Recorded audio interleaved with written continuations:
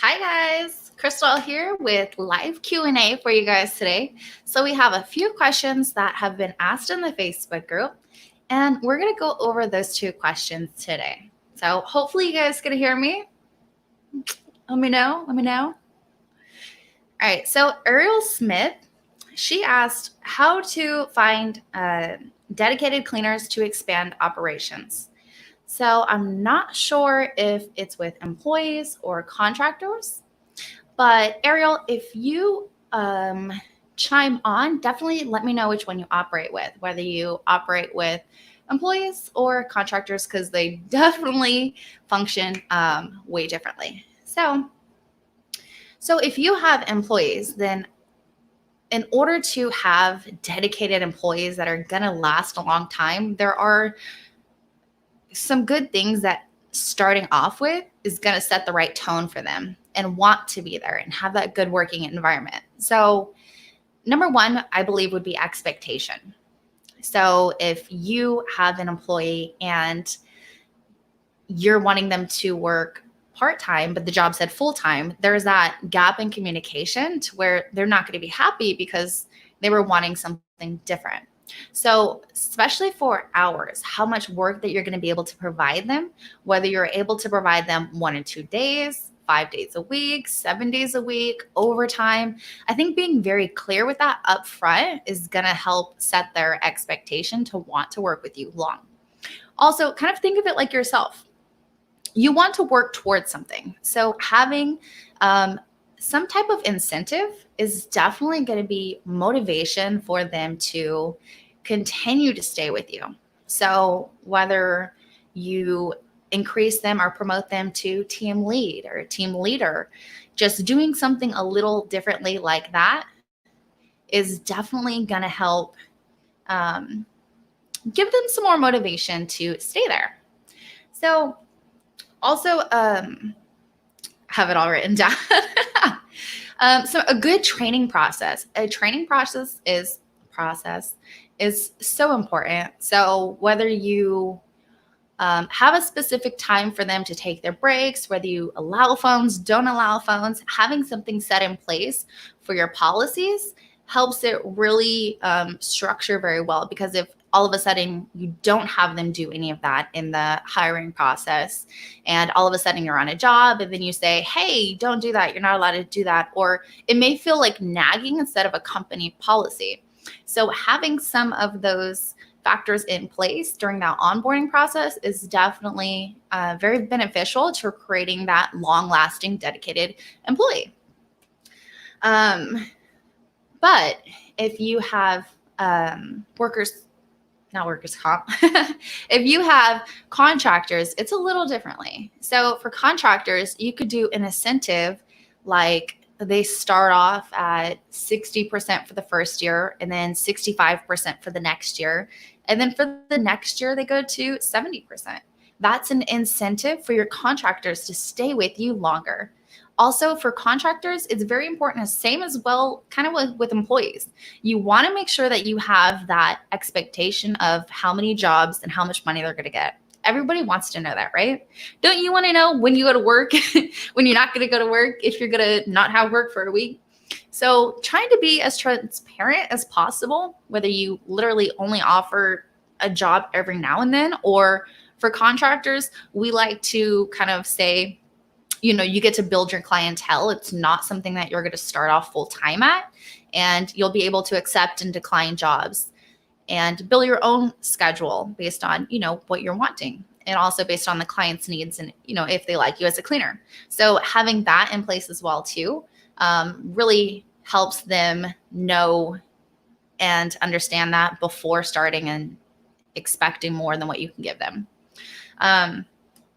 Also, having an agency policy orientation for your contractors. I think that's very crucial. I think going over how you quote, how you do any type of bidding, again, for your company with contractors, that's very important. And kind of having them understand if something's going to change, like what to do when they're sick.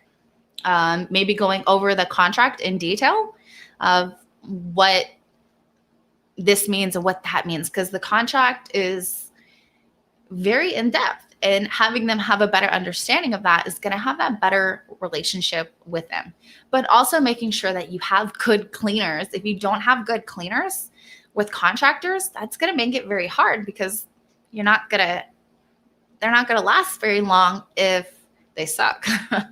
Because then they're going to have unhappy clients, and then they're going to have possibly issues with payment, because it's a whole nother ball game.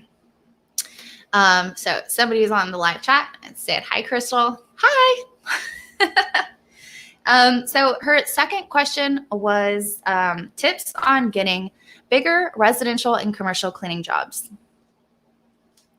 So for bigger residential and commercial cleaning jobs, there's a lot that goes into that. But I would definitely start off with Google Ads, having ads directed towards just commercial or directed towards residential. You can even target your Google Ads to get more specific. If you'd like, you can go ahead and Google a specific zip code, see what their income is, and you can you can target your Google Ads for that specific zip code. And you're going to help be able to get that ad to go over more people who have a bigger budget and bigger income opportunity for you to get more of those deals. Another one is definitely networking with other businesses. Whether you want to network with realtors, whether you want to network with carpet cleaning, literally anything that has to do with cleaning, pool cleaning, painting services, anything that's more residential or commercial, expand your networking. That really helps out tremendously. I used to have a friend that he was in the commercial cleaning industry. And anytime that he had a job that he just didn't want to do, he would tell them about our business, and then they would give us a call. And that led to a lot of different jobs. We bid on a $20,000 job for a college that was doing a full-on gut clean. And it was, of course, really big. But again, you've got to have dedicated cleaners that are going to be with you. And if you're really struggling with cleaners, I definitely recommend partnering with a Labor Ready or a temp agency. When you partner with them, that definitely, have I been looking the wrong way the whole time? I've been looking over here. Hopefully you guys can see me. All right. I'm so used to this other camera, but then it wasn't working. So you guys have lovely HP quality camera. Let me know. All right, guys. So also for residential and commercial cleaning, I definitely recommend having professional invoices and being very thorough with your invoice, as well as having a presentation folder. So for presentations, I even have a presentation binder. This is what I used when I had my employee model company. Now I work as a referral agency, and I work with service providers, also known as contractors, but technically with AB5 that someone just mentioned on in the comments. They're now supposed to be called basically service providers. So contractors, service providers, the law is always changing. But so for residential and commercial, staying on topic, guys. Yeah, no. All right. Definitely recommend having something. Let me see. Can you see, guys? All right. So having like a basic commercial cleaning, a detailed commercial cleaning, going into the differences, and offering post-construction, and literally having so much in here that it really sets the tone with your professionalism. If you are trying to land a huge job for a residential or a huge job for a commercial, you have to make sure that other fundamentals are in place in order to match their value with your price. Hope that makes sense. So if you come in there and you don't have some of these things and you throw a price at them, say it's like $5,000, you want to make sure that they've seen that value, that they understand in depth of what you're doing. They should know that you're going to go into this room and you're going to do X, Y, Z, and you're really just going to go above and beyond, that you have all the insurance coverages, that, whatever it is that you do, because your cleaning company is different than mine and everyone. And just really having that presentation made for your company is really going to set you apart and help increase your income opportunity on those jobs. So touching on AB5, as you see, someone in the comments mentioned touching on AB5. So AB5 is definitely something that we've had to make some changes and adjustments for our business as a referral agency. As an employee model, it really doesn't affect you guys. But as for, unless you're operating illegally without workers' comp and you have workers. So if you have workers and you don't have workers' comp and you so-call them contractors, then you definitely need to make sure that you operate legally with your contractors. It's such a fine line, guys. And contractors, when you work with contractors, you want to literally have it into your business name as a referral agency. It's cut and dry. If you want to work with contractors, you're going to be a referral agency. If you want to work with employees, you got to have workers' comp. So no matter where you're at in your business, whether you are trying to get there and you want to be as legal as possible, I keep looking to this other way, guys. So hopefully, if you get to see all these cameras, guys, all for you guys, all for you. Okay.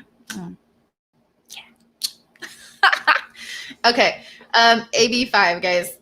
So AB5, some things that I think are definitely really important is making sure that your cleaners have business licenses. So keep saying your cleaners. Yeah. Your service providers, guys, have business licenses. It's definitely a requirement. So I believe they gave us 6 months from January 1st, 2020 to make sure that all of our cleaners have business licenses, which was in 6 months of the effect date. So definitely make sure that if they haven't yet, that you start to get them to do, and here's that question from somebody in the audience. Hi. Okay, so definitely make sure that you have a business license for your cleaners. That's definitely very important. Also making sure that you have not only a contract with your cleaners, but also a contract with your client. AB5, if you guys see, it is like really in depth and it goes on. So I'm not going to touch on this whole entire topic. It's very in depth, but if you guys want to know more about referral agencies and AB5 and how it's kind of affected the cleaning industry, I'm in California, so maybe different from where you guys are at. I keep looking over there, guys. So used to it. Definitely let me know your comments, and we can try to do another Q&A next week as well, too. But I definitely recommend joining the California Correlation of Domestic Referral Agencies. I'm a board member there, so we definitely go more in depth. We have attorneys as well that help go over some legal requirements just to make sure that we are functioning legally. Just because, again, with employees and contractors, and no matter what model you are, there are so many legal laws that you really want to make sure that you're paying attention to. Because I've seen gosh, just again, my whole family has cleaning companies. So I know one of my family members has an audit coming up and she has the employee model. And thank God that she's able to have gotten workers' comp and really been able to get it legal, the legal way, because, it's getting there. But it's definitely important. So whether you get workers' comp or you switch to a referral agency model. I used to have an employee-based company. I used to have workers' comp, company cars, and the whole 9 yards. And I had sold my commercial clients, and I had shut down and converted my cleaning company into a referral agency. So I now operate as a referral agency with service providers. So I've been in the industry for a long time, so I know the ins and outs of the employee model, and I know the ins and outs of a referral agency. Everybody has their own reasoning. I love the employee model. I do. I love it. I just diehard love it. So no matter what it is, I'm still with you guys, and I'll help you get there and improve whatever it is you have. Before I go, I just want to mention if you guys need any help in your business, I'm offering a free strategy call.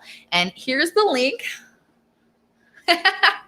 If you guys want to book a strategy call, it's a 30-minute session where we'll just kind of go over, where you're at in your business and what you're struggling with, and come up with a few different directions that we can kind of help you to reach those goals. Definitely book a strategy call. Those calls are going to be on Sundays because, guys, it's COVID-19 and this mama's got 3 kids. So Sunday, I'm dedicating for you guys. So if you want to take advantage of that, it's right there, guys. There it is. Book it. All right. If you guys have any questions, let me know in the next group. What? Bye, guys. What? See you next week. Bye.